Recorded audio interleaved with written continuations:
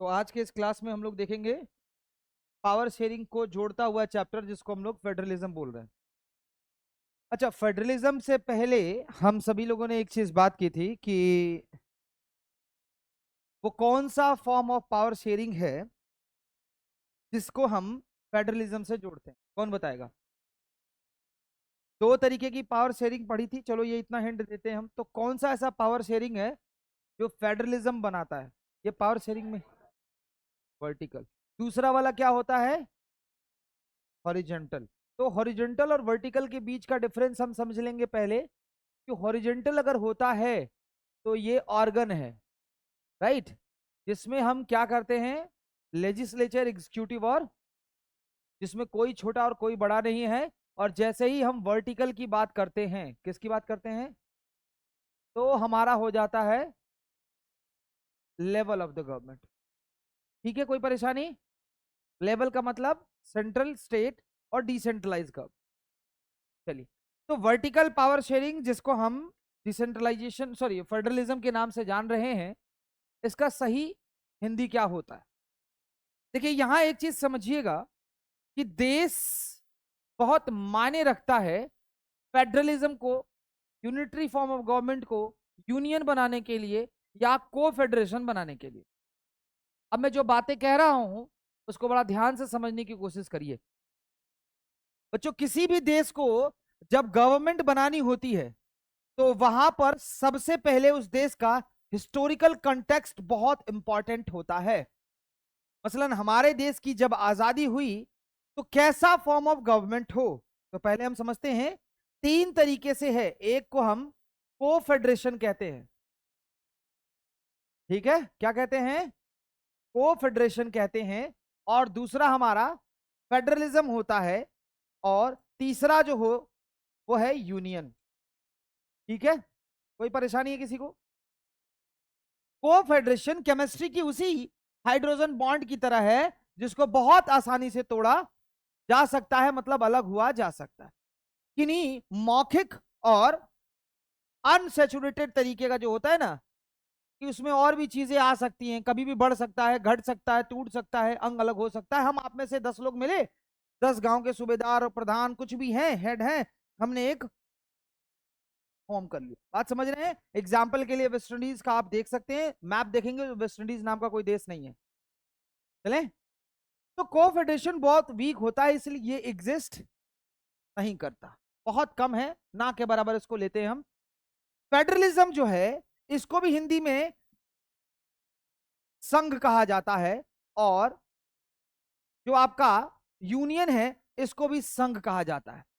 तो आखिर हमें यह समझ कैसे आएगा कि दोनों में संघ में अंतर बहुत है? बहुत है।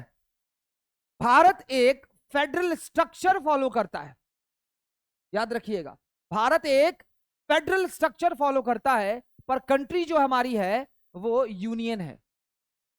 लिखा है हमारे कॉन्स्टिट्यूशन के आर्टिकल नंबर 1 में, India that is Bharat is the union of state, means group of state. It's not a country, it's not a federal country, although we are following the structure of federalism, क्योंकि federalism के अंदर जो features बताए जाएंगे अभी आप हम और आगे पढ़ेंगे, वो हम मूल रूप से फॉलो कर रहे हैं। उसके जो रूल्स हैं उस पे हमारी यूनियन गवर्नमेंट, भारत सरकार चलती आ रही है, इसलिए Bharat is a federal country भी बोलते हैं। बट बेसिकली हमारा देश क्या है? Union of the state. यहां तक सभी लोग अलाइंड हैं? अब ऐसा क्यों? देखो, जो प्योर फेडरलिज्म को फॉलो करते हैं वो ये होता है कि पावर का एक सटीक लेजिस्लेटिव या फिर संवैधानिक तौर पे बंटवारा, एक ऐसा बंटवारा जिस बंटवारे में किसी भी एक व्यक्ति को दूसरे व्यक्ति के टास्क में ना कराना अधिकार प्राप्त नहीं है। मसलन अगर हमें और आपको दो काम दे दिया गया, मान लो इसी क्लास में किसी को क्लास मेंटेनेंस और मुझे क्लास को पढ़ाना, तो पढ़ाने में आप नहीं बोलेंगे और क्लास मेंटेनेंस में मैं नहीं बोलूंगा, फर्क नहीं पड़ता कि आप स्टूडेंट हैं और मैं टीचर। या सीनियरिटी या जूनियर होने का फायदा नहीं उठाया जाएगा। जो ट्रू फेडरलिज्म की बात हम करते हैं वहां पर राज्य और केंद्र बिल्कुल बड़े छोटे नहीं होते। अब संघ क्या होता है? संघ ऐसा सिस्टम, जो यूनियन वाला संघ की बात हम कर रहे हैं, बीच वाला हमने कर दिया। सभी को क्लियर हो रहा है? बहुत ध्यान से सुनिएगा, बेसिक है, फिर कभी नहीं समझ आएगा और इस लेवल पे कोई नहीं बताएगा। पूरा यूट्यूब सर्च कर लेना, नहीं मिलेगा आपको। जाकर करते हो ना, यूट्यूब देख रहे थे सर, रिवीजन की क्लास नहीं देखते, यूट्यूब देख रहे थे सर, तो कभी नहीं समझ आएगा। यूनियन की बात अगर आप कर रहे हैं तो ये भी संघ है, लेकिन ये एक ऐसा संघ है जिसमें सेंट्रल गवर्नमेंट के पास एक्सट्रीम पावर होती है। मसलन राज्य कैसा बनेगा, नहीं बनेगा, तोड़ देना है, उसका नाम बदलना है, उसका अधिकार छीनना है, जोड़ना है, वो भी किस टास्क पे? देश की अखंडता यानी यूनिटी, डाइवर्सिटी, इंटीग्रिटी, सिक्योरिटी, ऐसे चुनिंदा कुछ मुद्दे हैं जिस पर केंद्र सरकार के पास पावर होती है कि वो कभी भी राज्य या उसके अलग जो भी लेवल ऑफ गवर्नमेंट बनाए रखा है उसका प्रारूप स्वरूप बदल सकती है। समझ में आया? इसका मतलब अधिकार किसके पास ज्यादा होगा यहां पर? सेंट्रल गवर्नमेंट यानी यूनियन गवर्नमेंट। कोई परेशानी है? अब बात आती है कि भारत ने इसमें से यूनियन क्यों चुना। तो याद करिए, मैंने अपना बात बोलना ही शुरू किया था इस बात पे कि बच्चों, हमारा देश या दुनिया का कोई भी देश जब सरकार का स्वरूप सैद्धांतिक रूप से तय कर रहा होता है तो उस देश का हिस्टोरिकल बैकग्राउंड बहुत मायने रखता है। अब यह बात हमने क्यों कहा? हमारे देश की जब आजादी हुई तो हम लोग लगभग 200 साल, 190 साल 3 महीने 11 दिन बाद ब्रिटिशर्स से आजाद हुए थे। कि पहले लगभग ऐसे ही 200-250 सालों तक हमें मुगलों ने शासन किया। इसके पहले कई ऐसे आक्रांता आए, मसलन खिलजी, तुगलक, सैयद, कई तरह, दिल्ली डायनेस्टी से लेकर साउथ तक। उसके पहले भी तो हमने एक ऐसे प्रारूप में जीवन जिया था जहां पर सरदार, कबीला, तो उसके बाद आपका पंच, सरपंच, अधिराज, राजा, महाराजा, सम्राट, चक्रवर्ती सम्राट, ऐसे सिस्टम में समाज था। मानते हैं इस बात को? यानी लोग इस तरीके के सिस्टम में ज्यादा कंफर्टेबल थे, बजाय इसके जब जब इतिहास में इंडिपेंडेंट स्टेट छोड़ा गया। मसलन आप मौर्य साम्राज्य को देख लीजिए, जब चंद्रगुप्त मौर्य ने अखंड भारत बनाया तो जब तक चंद्रगुप्त मौर्य भारत में थे उनके डर से अखंड भारत बना रहा। अखंड मतलब वो जो बड़ा भूभाग था। उनके बिंदुसार के आने के बाद उनके बेटे को साउथ कंट्रोल करने के लिए लड़ना पड़ा। अशोक को बहुत ब्रूटल होना पड़ा उस एरिया को बढ़ाने और मेंटेन रखने के लिए, और उसके बाद वो पूरा इलाका कोलैप्स कर गया। यानी जब जब इतिहास के पन्नों में हमारे भूभाग में स्टेट्स को इंडिपेंडेंट मिला है कि तुम्हारा राज्य स्वतंत्र है अपने नियम, अपने कानून, अपनी स्वतंत्रता, अपने डाइवर्सिटी को रखने के लिए, तब वो भारत का हिस्सा यानी देश का हिस्सा ना होकर एक अलग राज्य या एक अलग देश बनने की चाहत रखा उसने, किया भी। ऐसे में जब देश आजाद हुआ तो तत्कालीन गृह मंत्री सरदार वल्लभ भाई पटेल ने 562 रियासतों को में से 10 पाकिस्तान में चला गया, बचा 552। इस 552 राजाओं को एक साथ जोड़ना था और एक देश बनाना था। अगर ट्रू फेडरलिज्म लागू करते तो हमें शायद 400-500 स्टेट तो कम से कम बनाने पड़ते। पहला तो प्रॉब्लम यह था, समझ रहे इस बात को? दूसरा प्रॉब्लम, जो मैं अपनी समझ की बात बता रहा हूं इजी वे में आपको समझाने के लिए, दूसरा प्रॉब्लम यह था कि क्या इस बात की कोई गारंटी लेने वाला था कि कोई भी राज्य इंडिपेंडेंट होकर भारत में रहता? तो जवाब है नहीं। क्यों? क्योंकि आजादी के समय ही नाको चने चबा दिए कई लोगों ने, विषम परिस्थितियों में भारत में शामिल होना पड़ा था। मसलन हैदराबाद का निजाम ने कहा भारत में हम, क्योंकि अंग्रेज ने कहा है कि आप या तो पाकिस्तान जाएं या हिंदुस्तान आए या इंडिपेंडेंट भी रह सकते हैं। तो उससे कहा गया बेवकूफ, इधर इंडिया, बीच में तुम अब हैदराबाद, आएगा कहां से? समझ लो मेरी बात। ये तो ऐसा हो गया ना कि बीच में बैठी हुई है आपके लड़की या लड़का, कोई भी बैठा बीच लाइन वाला, कहता है हम अलग से जाएंगे, ना उधर से जाएंगे लेफ्ट से ना राइट से। भाई बेंच में जाने का दो ही रास्ता है, लेफ्ट या राइट। तुम कह रहे हो हम नहीं जाएंगे तो टेबल के ऊपर से चढ़ के किसी सर से जाओगे? समझ रहे हो? ये देश की अखंडता और सिक्योरिटी के लिए सही नहीं है। ऐसे जूनागढ़ के महाराज ने किया, ऐसे जम्मू कश्मीर वाले इलाके में राजा जयसिंह ने किया, ऐसे कई एग्जाम्पल थे जिसके जरिए यह क्लियर था कि अगर हम इंडिपेंडेंट का दर्जा देते तो इतना बड़ा भारत नहीं बन पाता। सभी समझ रहे हैं? इसलिए हमें एक ऐसा स्ट्रक्चर फॉलो करना था जहां देश की एक सरकार देश की अखंडता, देश की सिक्योरिटी, देश के डिफेंस, देश की डाइवर्सिटी को एकोमोडेट करे और वो तय करे कि राज्य होगा और राज्य के अलावा पावर शेयरिंग होगा कि नहीं। यहां तक सभी को क्लियर है? किसी को कोई परेशानी? तो वहां से जन्म हुआ पावर शेयरिंग का, जो कुछ समय के बाद फील करने लगे क्योंकि अगर पावर शेयर नहीं होगा तो काम में एफिशिएंसी नहीं आएगी क्योंकि देश बड़ा था। लेकिन पावर शेयरिंग, मैंने फिर से रिपीट करता हूं, अखंडता, सिक्योरिटी, डिफेंस और इन मुद्दों पे केंद्र के पास हमेशा वाइटल वीटो पावर रहेगा। यह संविधान में इंगित है। आर्टिकल के अलावा और कई लोगों को, राष्ट्रपति को मिला, राज्यपाल को मिला, प्राइम मिनिस्टर को मिला कि वो कभी भी ऐसा कर सकते। चले आगे। अब देश की आजादी के बाद जब हम ये सभी चीजों को पढ़ेंगे कि फेडरल और यूनिटी में डिफरेंस क्या है, कैसे पता कि फेडरलिज्म है, फेडरलिज्म बना है, वो मैंने आपको बताया। इंडिया को फेडरल क्या बना देता है? जब यूनियन है तो फिर ऐसा क्या है कि वो फेडरल बना देता है ना? तो इन सभी मुद्दों पे हम आज बात करेंगे। कोई परेशानी है किसी को? बोलो। चलिए, सबसे पहले हम बेल्जियम और श्रीलंका के बारे में पढ़ने की कोशिश करते हैं। 1993 से लेकर 4 बार कॉन्स्टिट्यूशनल अमेंडमेंट को ले लें या पावर शेयरिंग की प्रॉब्लम को ले लें, तो हमने वहां देखा परेशानी ही इस बात की थी कि राज्य सरकार कुछ और चाहती थी और केंद्र सरकार कुछ और। जाति के आधार पर ले लो या पावर के आधार पर ले लो या पैसे के लिए लेकर, उस देश का डेवलपमेंट तो रुक रहा था। इसका मतलब राज्य सरकारों का होना जरूरी है और केंद्र राज्य के बीच में किन्हीं बिंदुओं पर समन्वय होना भी जरूरी है, मतलब एग्रीमेंट होना जरूरी है अगर देश के अंदर डेवलपमेंट चाहिए तो। एक अकेला व्यक्ति पूरे देश को तो नहीं देख सकता, फैक्ट है ये। आगे चले तो 1993 में हमने देखा कि यूनिटरी फॉर्म ऑफ गवर्नमेंट जो है वहां फेडरल बदल जाती है। अब ये यूनिटरी और फेडरल क्या है अगली स्लाइड पे हम समझ लेते हैं, लेकिन यही मैं थोड़ा बता देता हूं। यदि एक कोई सरकार क्या है, यदि कोई एक सरकार है, एक कोई गवर्नमेंट है, वो पूरे देश को कंट्रोल करती है। एकात्मक सत्ता हिंदी में कहते हैं, है ना? पूरे देश को कंट्रोल कर रही है। तय वही करेगी कि नीचे की सरकार होगी कि नहीं होगी, और होगी भी तो वो किन शर्तों पे काम करेगी। मतलब यहां एक शब्द सिविक्स का जोड़ा जाता है कि जो यहां के नीचे वाले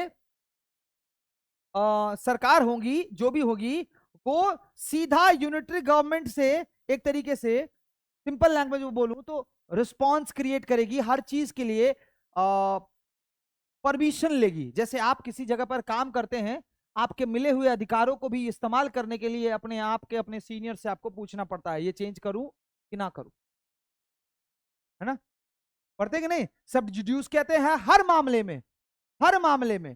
तो यूनिटरी फॉर्म ऑफ गवर्नमेंट में राज्य सरकारें हो सकती हैं, 2 भी हो सकता है, 3 लेवल भी हो सकता है, पर वो एक तरीके से काम किसके लिए कर रहे हैं? अटमोस्ट पावर किसके हाथ में है? हर चीज डिसीजन मेकर किसके हाथ में? जहां हम बात करते हैं फेडरल की, वहां पर ऐसा हो जाता है कि कम से कम तो 2 लेवल ऑफ गवर्नमेंट होगा ही, कम से कम 2 होगा तभी फेडरल होगा। क्लियर है? तो हमारे यहां 2 उस समय देश की आजादी में नहीं था, तो हम पहले से फेडरल नहीं थे। ये क्लियर हो गया? ये क्वेश्चन बनता है एनसीईआरटी में, और 2019, 2017, 2021 3 बार लगातार ये क्वेश्चन आया है। एक बार 3 नंबर में, एक नंबर 1 नंबर में, एक बार 5 नंबर। इस चैप्टर से बड़ा इंपॉर्टेंट है। ऑल दो India is an union of state, बदल देता है स्टेटमेंट, पर क्वेश्चन का मतलब यही रहता है, जिसको मैंने दीप समझाया शुरू में, ध्यान से सुनिएगा, है ना, कि इंडिया एक यूनियन ऑफ द स्टेट है, then how it can be a federal of state, federal government, या how it can be term as a federal country. तो 2 लेवल ऑफ द गवर्नमेंट हमारे यहां है, उस समय नहीं था। तो इसका मतलब आजादी के समय हम फेडरलिज्म थे, फेडरल कंट्री थे टिल 1989 तक। भी एक और क्वेश्चन बनता है कि 1980s तक में हम लोग फेडरल नहीं थे, तो फैक्ट है, इसका भी एक रीजन है, आगे की लेक्चर में पढ़ेंगे कभी, और एक और क्लास जब लूंगा तो बताऊंगा कि देश में राज्य सरकार बनने के बाद भी हमको फेडरल क्यों नहीं कहा जाता था। यहां तक सबको अलाइंड है? कोई दिक्कत है? अच्छा, तो अब जो है देश की आजादी हो गई और हमारे यहाँ संविधान लागू कर दिया गया, संविधान में पावर शेयरिंग की बात की दी गई। हमने कहा ना आपको कि फेडरलिज्म के अंदर कम से कम क्या कह देंगे, at least 2 level of power sharing, है ना? बोलिए। ऐसा तो it is a form of government in which the power is shared among the different level of the government and making the area of jurisdictions with independent authority. ये definition हो गया, पर नहीं समझ पाएंगे। सबसे पहली चीज लेवल ऑफ पावर शेयरिंग, दूसरा एरिया ऑफ जुरिडिक्शन। अब ये क्या होता है? एरिया ऑफ जुरिडिक्शन का मतलब होता है जो भी काम आपको दिया गया वो इंडिपेंडेंट है। मतलब जो काम आपको, सिर्फ आपको दिया गया है, उसमें कोई हस्तक्षेप नहीं होगा, चाहे केंद्र सरकार के पास जितना भी पावर हो। मसलन यहां से 3 चीजें बनाई गई, स्टेट लिस्ट, यूनियन लिस्ट और कंकरेंट लिस्ट। ये पढ़ा है आप लोगों ने कभी? यानी जो काम स्टेट को करना है सिर्फ स्टेट करेगा, राज्य करेगा और कोई नहीं करेगा। कोई परेशानी है? जो काम केंद्र को करना है जैसे डिफेंस, सिक्योरिटी, पोस्टल, रेलवे, वो सिर्फ और सिर्फ कौन करेगा? केंद्र सरकार करेगा। कोई परेशानी? और एक है समवर्ती। ऐसे कई मामले हैं जिसमें श्रीलंका और बेल्जियम वाली सिचुएशन ना हो जाए, राज्य कहे हम नहीं करेंगे, केंद्र कहे हम होने नहीं देंगे, तो दोनों का, जैसे एजुकेशन, सैनिटेशन, ट्रांसपोर्टेशन, हेल्थ, ऐसे मुद्दे हैं जिनमें अगर ये साथ नहीं आए तो देश का विकास संभव। ऐसे मामलों को उठाकर कंकरेंट लिस्ट में रखा गया। लेकिन सवाल फिर वही है, सवाल यह है कि समवर्ती सूची के अंदर की बातों पर तो फिर क्लैशेस होगा। कई मामलों में राज्य सरकार यह कह सकती है कि हमें केंद्र सरकार की बात मंजूर नहीं है। तो कहा गया संविधान में ऐसे सभी क्लैशेस में 2 कंडीशन है। पहला, state government has to be agree on the decision of central, else if they feel कि डायरेक्टिव प्रिंसिपल और कॉन्स्टिट्यूशनली स्टेट गवर्नमेंट को जो पावर मिला है उसको बाईपास करके राज्य सरकार पे वो बात केंद्र सरकार थोप रही है, तो वो सुप्रीम कोर्ट जा सकते। बैलेंस भी हो गया कि नहीं पावर से? बात समझ में आ गई कि नहीं आ गई? तो यहां से 2 चीजें आ गई, ये चीजें क्लियर हो गई। इसके बाद भी एक पन्ना छोड़ दिया गया, ऐसे कई चीजें आ सकती हैं भविष्य में जिसका कि हमारे लोगों को अलग से परेशानी हो सकती है। मसलन हमारे पढ़े लिखे बच्चे आगे जाकर और भी अच्छा काम कर सकते हैं, और कुछ ऐसी चीजें आ सकती हैं जैसे एडटेक कंपनी। उस समय तो एडटेक नहीं था, तो ये कहां जाएगा? फिर राज्य केंद्र में झगड़ा होगा। तो उन्होंने कहा ऐसा कुछ भी भविष्य में बनता है जो आज हमने टास्क में क्रिएट नहीं किया है, तो वो कहां जाएगा? कोई परेशानी है? बोलिए। और इसका मालिक भी केंद्र सरकार होगा। अब पावर का तो शेयरिंग हुआ है, लेकिन संघ सही ढंग से अगर आप देखें तो मैक्सिमम पावर है किसके हाथ में? इसलिए ये यूनियन स्ट्रक्चर अभी भी, बात समझ में आई? यहां से एक और चीज निकल कर आई कि सबसे पहले रिस्पॉन्सिबल, यानी रिस्पॉन्सिबिलिटी भी नहीं, टास्क दिया गया तो रिस्पॉन्सिबल हुआ कि नहीं? और रिस्पॉन्सिबिलिटी भी ऐसी कि एरिया ऑफ जुरिडिक्शन है जिसमें कोई आपको हस्तक्षेप नहीं कर रहा है, तो you have to be responsive, you have to be जवाबदेह और अकाउंटेबल बनाती है। अकाउंटेबल बहुत इंपॉर्टेंट चीज होती है जिसमें कि आप एज अ पब्लिक लोगों से पूछ सकें कि भाई आपने खाद्य सुरक्षा मंत्री का काम किया, आपने लॉ मिनिस्टर का काम किया, बदलाव क्या आया? इसको मजबूत किया केंद्र की सरकार 2005 में यूपीए की, जब आरटीआई आया, राइट टू इंफॉर्मेशन एक्ट, जिसके तहत आप किसी भी सरकारी अधिकारी या किसी भी नेता से पूछ सकते हैं कि उन्होंने क्या काम किया, कहां गए, क्या खर्चा हुआ, वो करते क्या। कुछ भी इंफॉर्मेशन जो देश की सिक्योरिटी, डिफेंस और न्यूक्लियर पावर को छोड़कर किसी भी मुद्दे पर आप उनसे अकाउंटेबिलिटी ले सकते हैं। बात समझ में आई? Accountability, responsibility. रिस्पॉन्सिबिलिटी, आपको काम मिला, आप रिस्पॉन्सिबल हो गए, आप हमें जवाब देंगे, ये आपकी जो है अकाउंटेबिलिटी है। रिस्पॉन्सिबिलिटी से काम पूरा नहीं होता, अकाउंटेबल ज्यादा इंपॉर्टेंट होता है। क्योंकि जब मैं यहां क्लास लेने आया, मुझे क्लास मिल गई तो मैं रिस्पॉन्सिबल हो गया, पर मैं उस लेवल पे काम कर रहा हूं कि मुझसे कभी कोई पूछे आपका पेरेंट, आप, तो मैं खड़े होकर कह सकता हूं कि इनका अगर नंबर कम आ रहा है तो ये कारण है ट्यूटर ऐप, सिस्टम, टेक्नोलॉजी, कि आप देखो रिवीजन नहीं करते, टेस्ट नहीं देते, रेगुलरिटी नहीं है, नंबर कम आया, फीडबैक पे ध्यान नहीं। I have so many things through which I can say I have completed my responsibility through the responsive way. That is why I am accountable. ठीक है? अकाउंटेबल हूं इसलिए मैं ऐसा काम करूंगा, और जहां मैं रिस्पॉन्सिव नहीं हुआ, केवल रिस्पॉन्सिबिलिटी लिया, तो मैं अकाउंटेबल नहीं। यहां तक सबको समझ में आया कि नहीं? कोई दिक्कत है? चलिए। दो लेवल गवर्नमेंट कम से कम होना चाहिए। आगे आते हैं, power is divided between central and state government, अभी बोला ना हमने, बोलिए। जनरली एक फेडरल के पास कम से कम दो लेवल की पावर तो होनी ही चाहिए, होती नहीं है, होनी ही चाहिए। दो से कम है तो वो फेडरल है ही नहीं। यहां तक क्लियर है सभी को? चलिए, central government is the government for whole country, responsible for the whole nation. State government is for the responsible particular for a state और अ प्रोविंस। क्लियर है? कोई दिक्कत? राज्य सरकार माने राज्य के लिए। बोथ गवर्नमेंट के पास इंडिपेंडेंट पावर होते हैं। क्लियर है? कोई दिक्कत? इसी को हम लोग शब्द बोलते हैं सिविक्स में एरिया ऑफ जुरिडिक्शन। अब एरिया ऑफ जुरिडिक्शन को थोड़ा डीप जाकर देखते हैं। देखो, इसी क्षेत्र में लोकसभा के चुनाव हुए तो एक सांसद है, एक ही सांसद चुने जाएंगे ना, पर इसी क्षेत्र में जब विधानसभा के चुनाव होंगे यानी स्टेट के चुनाव होंगे तो 3 एमएलए हो जाएंगे और वही पब्लिक वोट देगी। मसलन वही ऑफिसर्स काम करेंगी, वही पब्लिक वोट देगी, वही ऑफिसर्स काम करेंगे, उतने ही लैंड हैं, उतनी ही नदियां हैं, उतने ही संसाधन है, उतनी ही गाड़ियां हैं। कौन किस तरीके से काम करेगा, किसके अंदर क्या पावर है, वो डिवाइड हो जाएगा और जिसको जो काम मिल जाएगा उसमें दूसरा वाला हस्तक्षेप।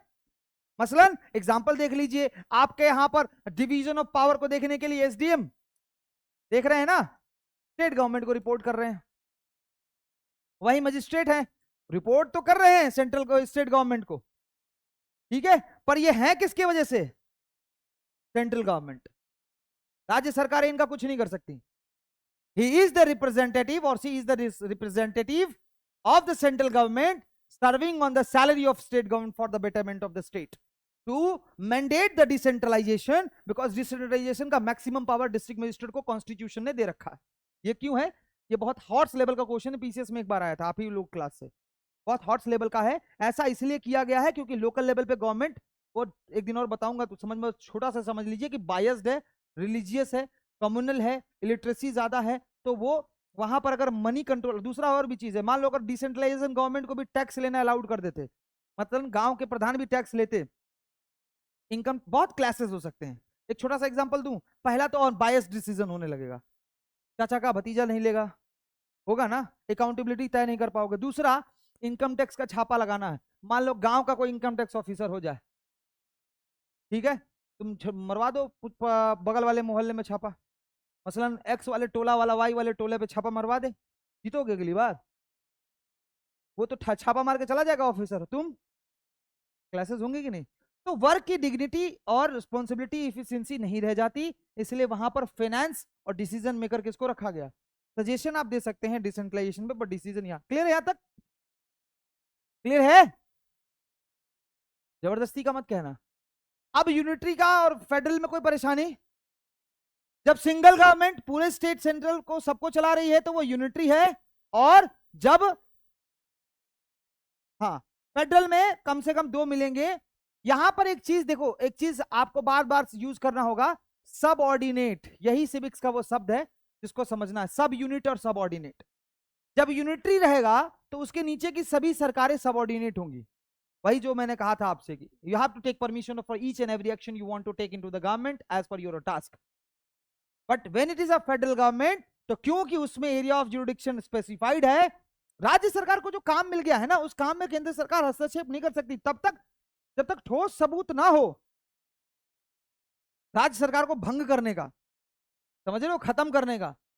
देश की सिक्योरिटी को खतरा है, इंटीग्रिटी को खतरा है, न्यूक्लियर को खतरा है, डाइवर्सिटी, ऐसा कुछ जब तक नहीं मिलेगा तब तक राज्य सरकार के दिए गए पावर को केंद्र सरकार छीन नहीं सकती।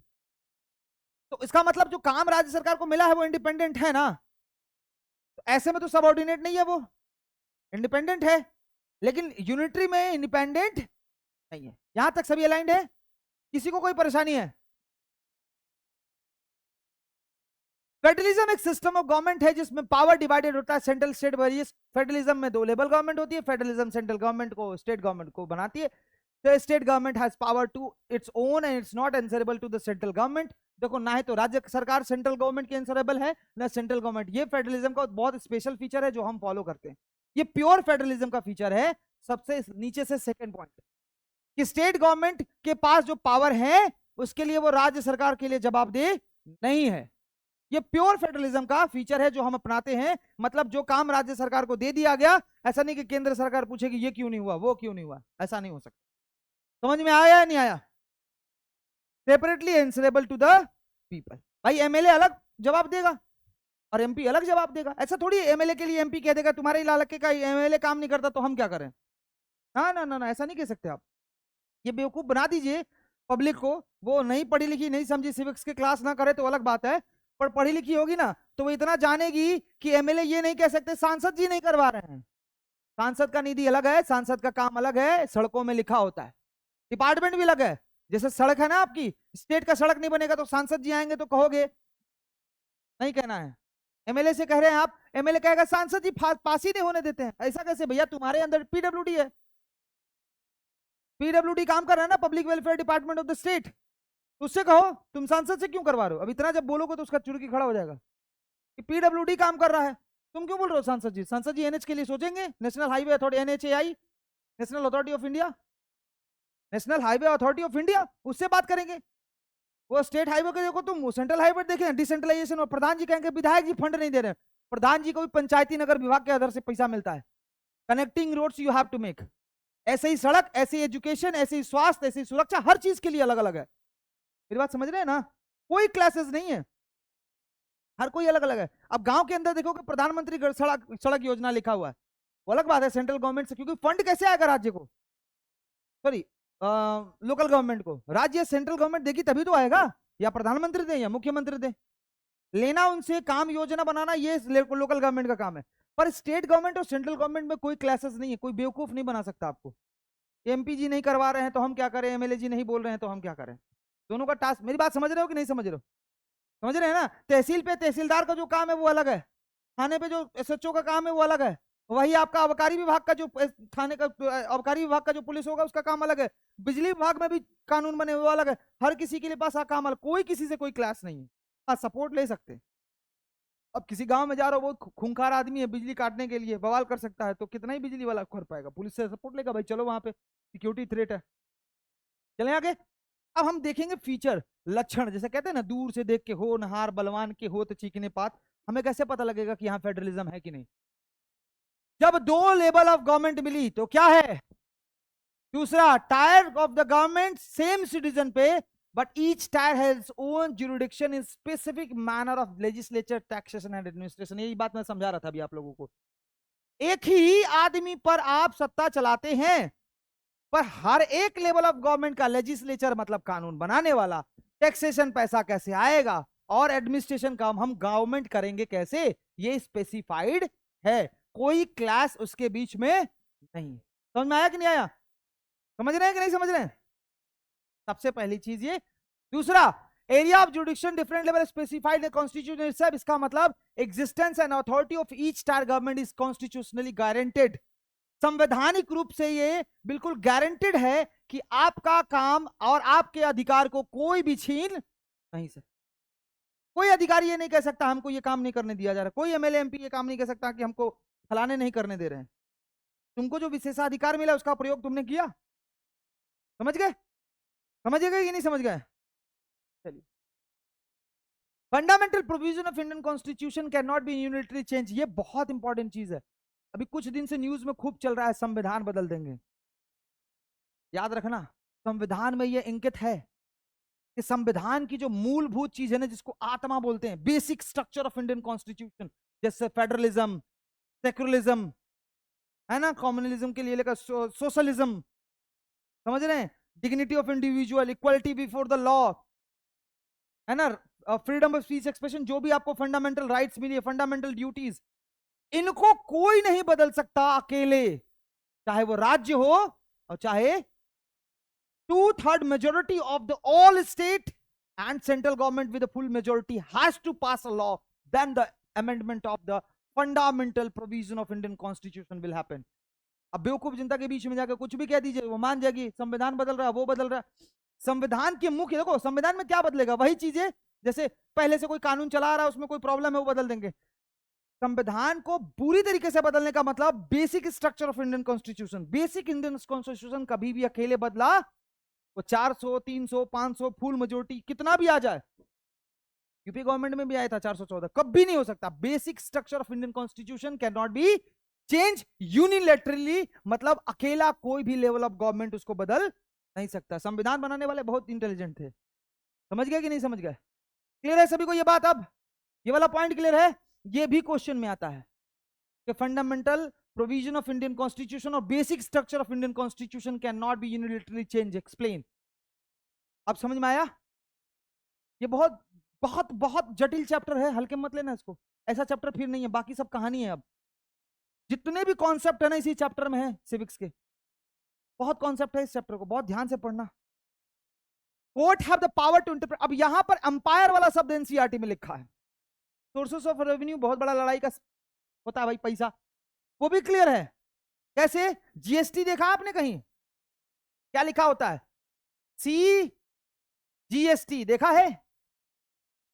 एस जीएसटी क्या मतलब है? देखोगे अगर 18 होगा तो 9 यहां लिखा होगा, 9 यहां लिखा होगा। इसका मतलब जो तुमने दिया इनको भी गया और बराबर। क्लियर है? इसके अलावा राज्य के पास अलग से वैट का पावर अलग होता है, वो सब लगा देते हैं।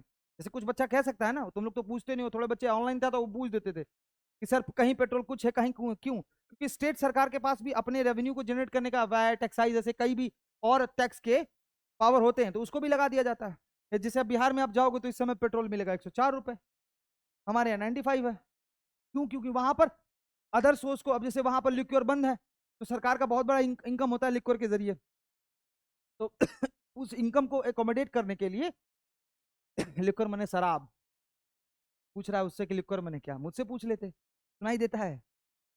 ठीक है? कोर्ट एक अंपायर की तरह काम, जब यहां से लिपसिंग भी करोगे तो हम पकड़ लेंगे, अगर ध्यान से बैठे होगे तो सुनने की जरूरत नहीं हमको। तुम वहां बैठ के लिखोगे, हम छाप देंगे, तुम लिखते रहोगे, तो कभी ट्राई कर लेना। ठीक है? अब ध्यान से देखो, कोर्ट एम्पायर क्यों? क्योंकि अभी इतना बैलेंस के बाद भी कॉन्स्टिट्यूशन बनाने वालों को तय था कि कई ऐसे जगह हो सकते हैं जहां कॉन्फ्लिक्ट, मसलन सब्सिडरी लिस्ट वाला, कंकरेंट लिस्ट वाले पॉइंट में होगा ही होगा, हर मुद्दे पे इन लोगों के बीच में बवाल होगा। तो जब भी डिस्प्यूट होगा तो वहां पर the court will work as a umpire as per the constitution. संविधान के हिसाब से क्या सही है वहां पर, ये कौन तय करेगा? कोर्ट। क्लियर है? देख रहे हो कितना बैलेंस किया जिसने भी संविधान बनाया है। तो इंडिया एक डुअल ऑब्जेक्टिव, क्या, ये ध्यान देना, इसलिए प्रमोट द यूनिटी एंड सुरक्षा, accommodation of regional diversity.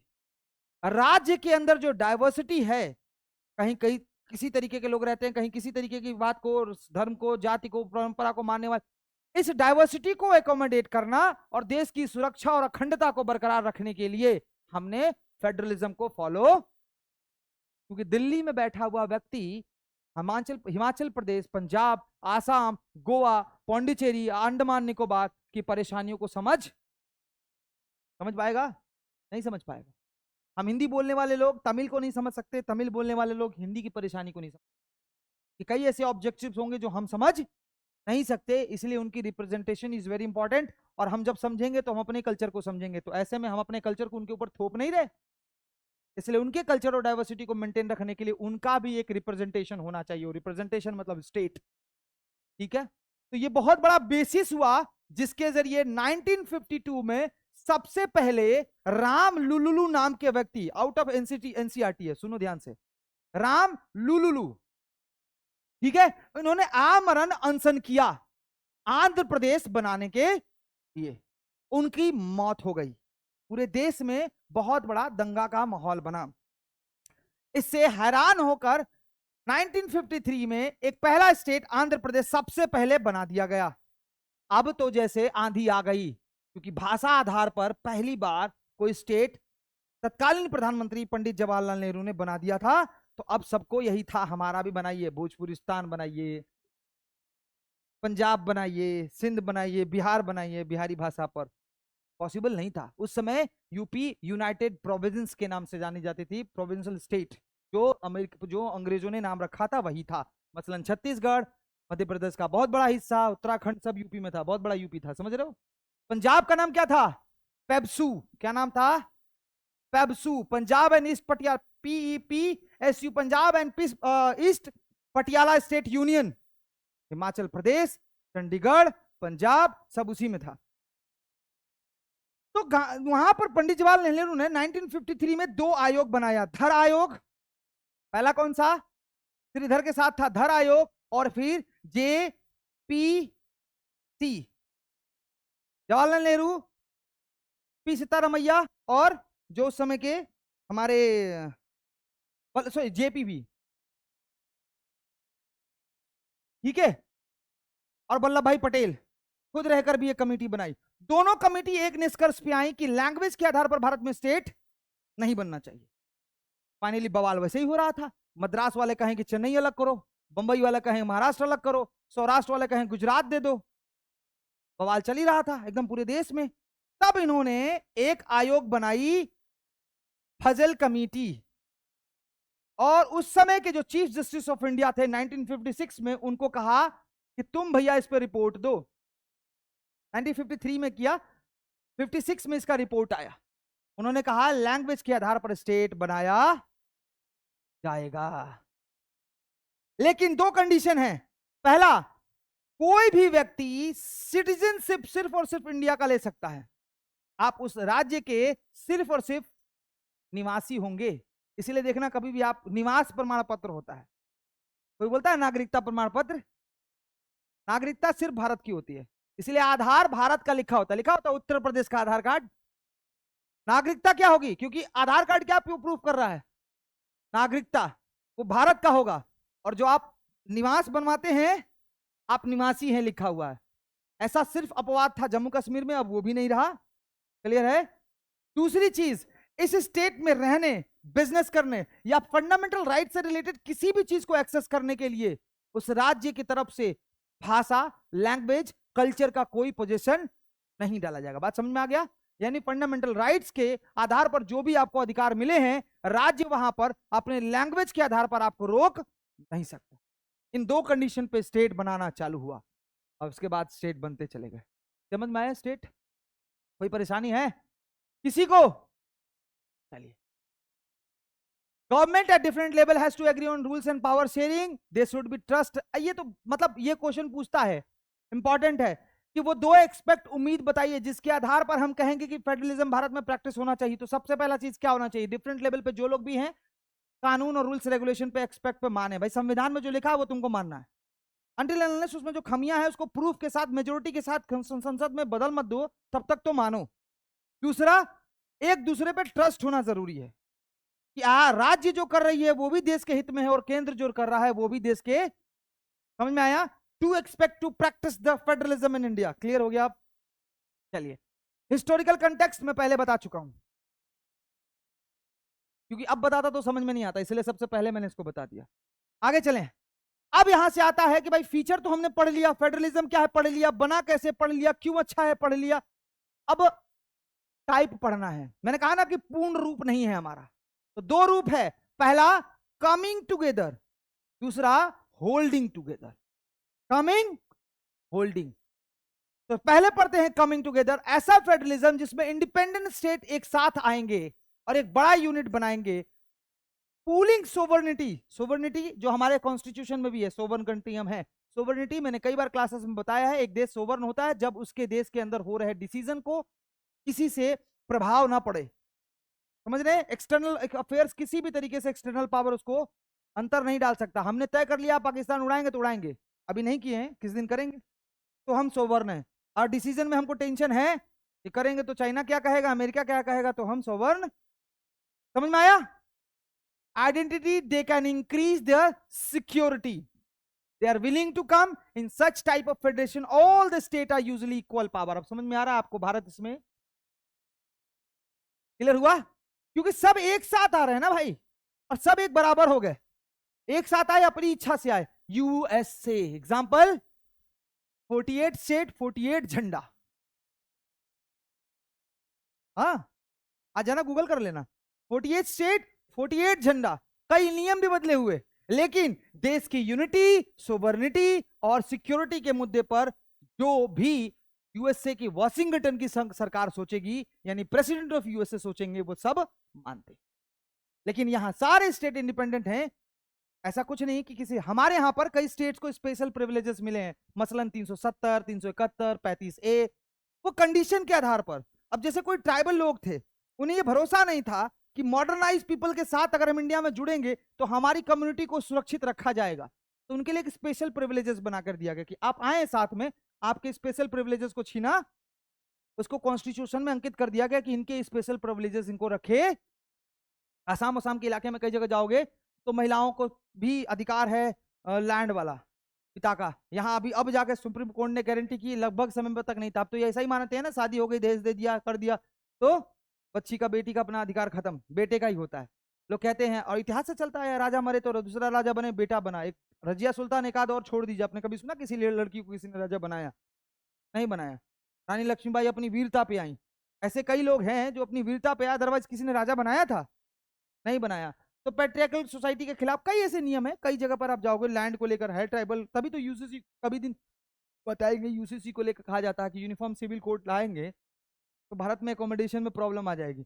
Civil मामले में, सिविल का मतलब होता है जहां मार धाड़ नहीं हो रहा है, जमीन, शादी, विवाह, घर बंटवारा है सब, और इसी में तो प्रॉब्लम है, इसी में तो डाइवर्सिटी, इसी में तो रिलीजियस बिलीव है, इसी में तो कल्चरल डाइवर्सिटी है कि नहीं है?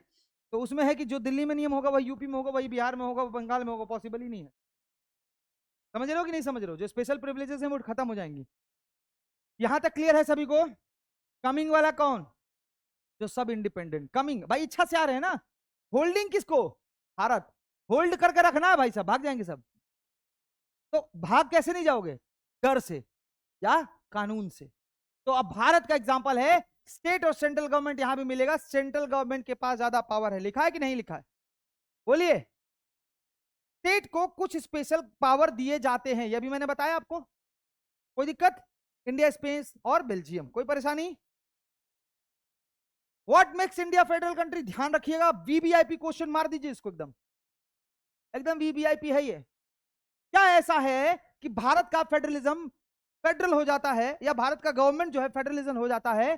देखो, सबसे पहले चीज जो फीचर ऑफ फेडरलिज्म है, हमने पढ़ा था ना, 2 tyres of level government, area of जुडिक्शन, independency, judiciary का इंडिपेंडेंट होना, कोर्ट एज अ वर्क करना, टैक्सेशन, लेजिस्लेचर का इंडिपेंडेंट, सारा फीचर लिखा हुआ आप देखेंगे। United state list, task list का बनना, ये सब कुछ feature of democracy sorry federalism है, जिसको हम अपनाते हैं।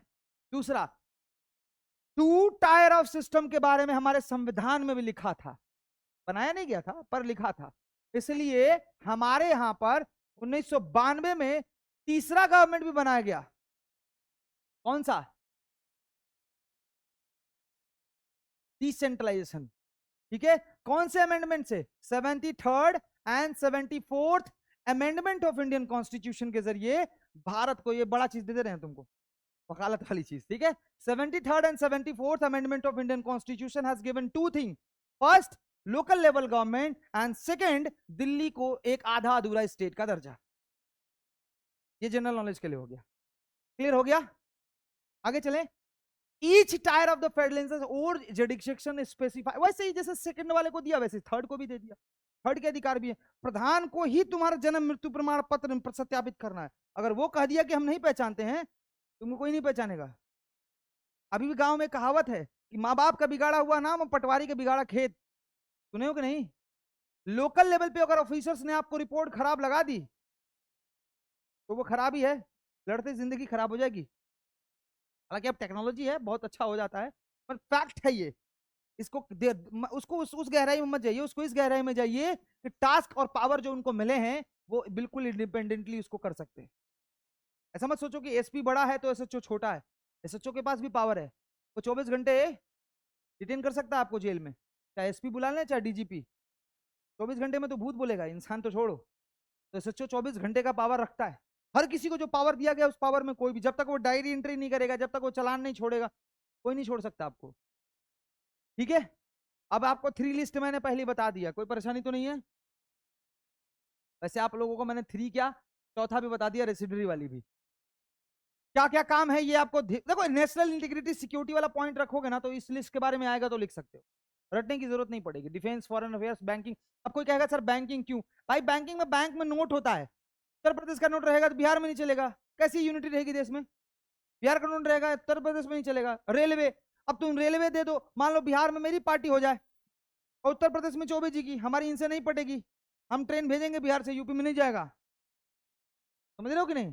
तो देश की कम्युनिकेशन और इंटीग्रिटी में प्रॉब्लम आएगा। तो transport, communication, defence, banking, affairs. अब पोस्टल वाला भी यही है, भारतीय डाक लिखा होता है, उत्तर प्रदेश का डाक नहीं लिखा होता, दिल्ली का डाक नहीं लिखा होता है, क्योंकि वो भी कम्युनिकेशन से रिलेटेड है। चलें आगे। Uniform policy, union government can make law on this, कोई दिक्कत नहीं है। चलो, ये स्टेट लिस्ट करता है, स्टेट वाले पुलिस, ट्रेड, कॉमर्स, एग्रीकल्चर और इरिगेशन, जो दोनों को साथ करना है, जैसे मैरिज, अडॉप्शन, एजुकेशन, साथ में करना होगा। और यहां पर लिखा है डिस्प्यूट होगा तो सेंट्रल गवर्नमेंट की ही बात को प्रिवेल किया जाएगा, तो बताया मैंने पहले ही आपको। चलिए आगे। रेसिडुअरी लिस्ट जो कहीं नहीं है वो इसमें आएगा, और इसका पावर किसको दिया गया है? सब क्लियर है ना? पहले बोल चुका हूं मैं, अगर कहानी ध्यान से सुने होंगे तो परेशान नहीं होंगे। अब देखिए, do not have same power, तो उसमें क्या है, जैसे जम्मू कश्मीर को मिला था, लेकिन 31 अक्टूबर 2019 को ये रीस्टोर कर दिया गया। लोग कहते हैं आर्टिकल 370 हटा दिया गया, चेंज टू 371। 370 के अंदर जो 1 और 2 था, वो दोनों को अमेंड कर दिया गया। 1 वो था इंडियन कॉन्स्टिट्यूशन के अंतर्गत, इंडियन कॉन्स्टिट्यूशन वहां लागू नहीं होता था, भारतीय झंडा, भारतीय तिरंगा, भारतीय कई ऐसे प्रोविजन थे जो वहां पर लागू नहीं होता था। सिटीजनशिप जो हमारे यहाँ थी कि सिंगल होगी, वहां डुअल होगी, ऐसे कई भी चीजें थी। वहां की महिलाएं भारत के किसी और राज्य के पुरुषों से शादी करेंगी तो उसको भारत का नागरिकता तो रहेगा, जम्मू कश्मीर की नागरिकता खत्म हो जाएगी। समझ में आया? अब वो नहीं रहा, अब उसके अपनी कॉन्स्टिट्यूशन थी। सिमिलरली अभी भी कई कहते हैं ना, नागालैंड, आसाम, मणिपुर, आंध्र प्रदेश, सिक्किम, मिजोरम, अरुणाचल प्रदेश, गोवा, कर्नाटका अभी भी है, याद रखिएगा। 371, 35A और कई हैं, ठीक है।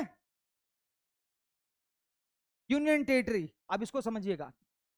देखो, जो बहुत छोटा है, जिसको राज्य नहीं बना सकते, बहुत छोटा है, इंडिपेंडेंट राज्य नहीं बना सकते, और किसी के साथ मर्ज नहीं कर सकते। अब जैसे अंडमान निकोबार, कहां मर्ज करोगे? लक्षद्वीप कहां मर्ज करोगे? दूसरा, वही वाला पॉइंट, इंटीग्रिटी, सिक्योरिटी और नेशनल सिक्योरिटी, अगर उसको बना भी दें राज्य सरकार, तो देश की अखंडता के लिए प्रॉब्लम है कि नहीं? है कि नहीं? क्योंकि आसपास में कोई स्टेट, उसको कोई भी कल्चर ट्रेड से मतलब, अब ऐसे में राज्य सरकार कभी भी किसी दूसरे देश से मिल गए तो हम क्या ही कर लेंगे उसका। इसलिए ऐसी जगहों को क्या बनाया गया, यूनियन गवर्नमेंट को, इसको यूनियन टेरिटरी बना दिया गया, यूटीज बना दिया गया। ठीक है, कि भैया तुम्हारे यहाँ स्टेट गवर्नमेंट नहीं होगी, कोई मुख्यमंत्री नहीं बनेगा, सीधे सेंट्रल का एक आदमी बैठेगा एमपी बन के, और उसके बाद वहां पर हम सेंटर से ऑफिसर भेजेंगे, उसी से तुम्हारा देश, सॉरी तुम्हारा राज्य चले। Power sharing, basic structure of, अब देखो इसमें क्या है, या मैंने बता दिया है, चेंज नहीं कर सकता। मैंने बोला था 2/3 लिखा है, ratified legislature of at least half of the total seat, मैं बोला आधा, पूर्ण बहुमत की आधी, और वहां 2/3, तब जाकर बेसिक स्ट्रक्चर में चेंज होगा, ऐसे नहीं होगा कि आएंगे तो संविधान बदल देंगे। ठीक है, आगे चले। Independent judiciary, high court, supreme court और डिस्ट्रिक्ट कोर्ट, हर किसी के पास अपने, कोई परेशानी तो नहीं है। Financial resources by responsibility, central state सबका अलग अलग है। टैक्सेस लगाने का, टैक्सेस लेने का, मतलब income tax, central excise, custom duty central का हो गया, entertainment tax, water tax, electricity bill राज्य का। ठीक है, कोई परेशानी? नगर निगम भी आता है ना डिसेंट्रलाइज में, कोई परेशानी हो तो हमको बोलिए। यहां तक पक्का करेंगे आज, अच्छे से कर ले।